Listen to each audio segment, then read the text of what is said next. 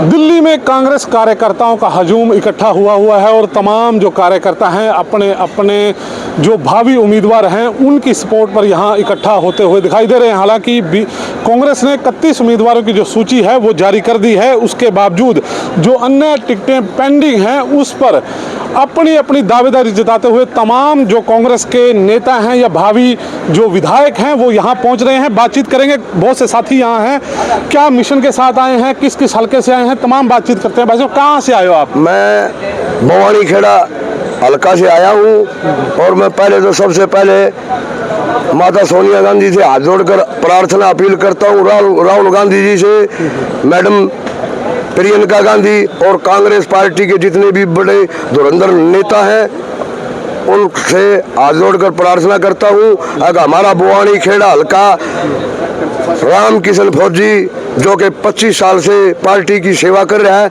न डिगा न बिका, 2 लाख की जनसभा में चौधरी बंसी लाल लुका करते। अगर राम किशन फौजी हीरा है भवानी खेड़ा का, क्योंकि अमर सिंह धानक और जगन्नाथ होते थे वो उन्हें पैसे के बलबूत पैसे ले जाते थे और जिसकी सरकार तोड़नी होती थी उसकी सरकार तोड़ देते थे। आया राम गया राम का हल्का होता था।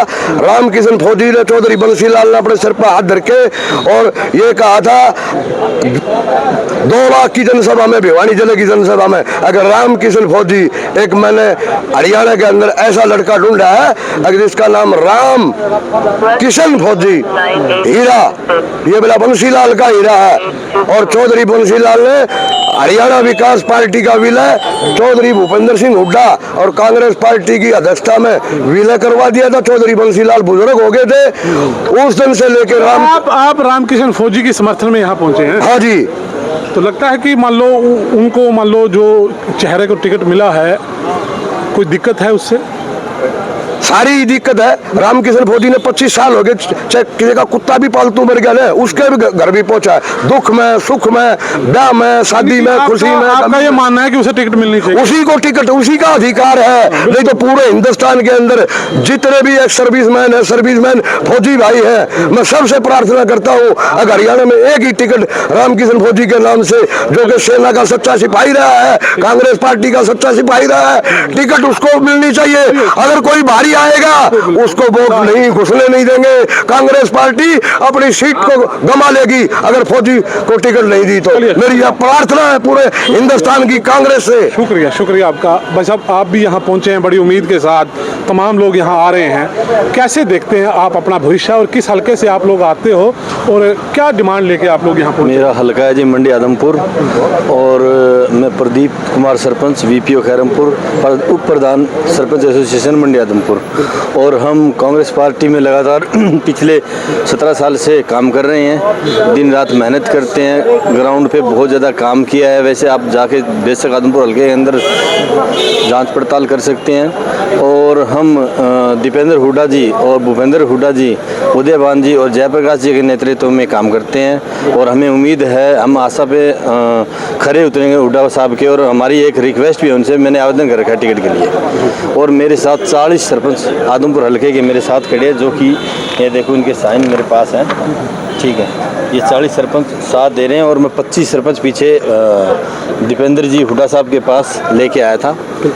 उन्होंने रिक्वेस्ट की थी आदमपुर की टिकट देना आपका काम है, MLA बनाना हमारा काम है। और आदमपुर हल्के में एक सरपंच को टिकट देके और पूरे हरियाणा में एक ये मान सम्मान की बात बढ़ा दो कि खट्टर सरकार ने पीछे सरपंचों के लठ मारे थे और हुड्डा साहब ने सरकार आने से पहले सरपंचों को टिकट देके सरपंचों का मान सम्मान बढ़ाया है। तो बहुत से मुद्दे हैं आदमपुर के, मैं पीछे गया था उपचुनाव में, बहुत से मुद्दे हैं, सड़कों का मुद्दा है, किसानों के मुद्दे हैं।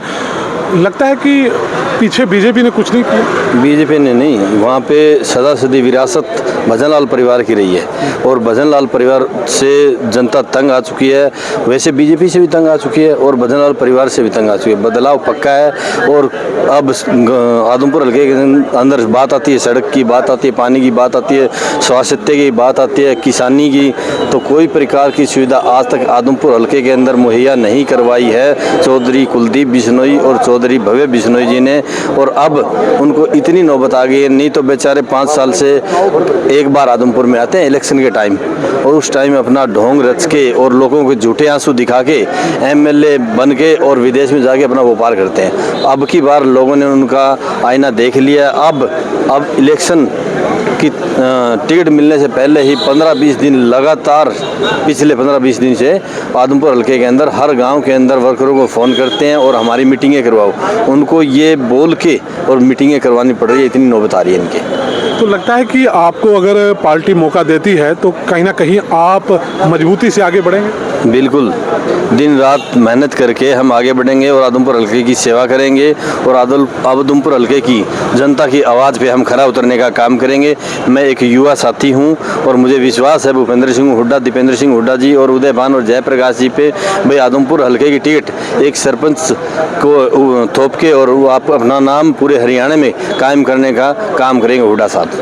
2-4 ऐसी कौन सी मुख्य मांगे हैं जो पूरी होने वाली है? आदमपुर हल्के की हाँ, जो पूरी होनी चाहिए।